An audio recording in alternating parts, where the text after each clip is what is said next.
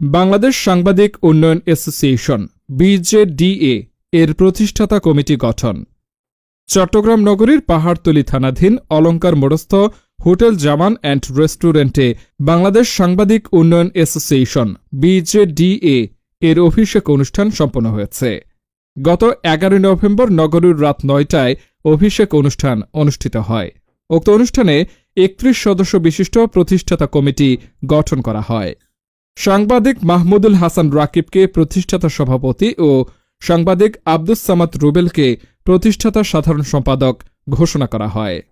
উক্ত অনুষ্ঠানে দিলরুবা খানম ছুটির উপস্থাপনায় প্রধান অতিথি হিসেবে উপস্থিত ছিলেন চট্টগ্রাম সাংবাদিক ইউনিয়নের সাবেক সভাপতি নাজিম উদ্দিন শ্যামল, চট্টগ্রাম সাংবাদিক ইউনিয়নের সাবেক সাংগঠনিক সম্পাদক ও বিজয় টিভির সাবেক চট্টগ্রাম ব্যুরো প্রধান সৌমেন ধর, চট্টগ্রাম বিশ্ববিদ্যালয়ের প্রভাষক মুস্তফা কামাল যাত্রা সহ অন্যান্যরা।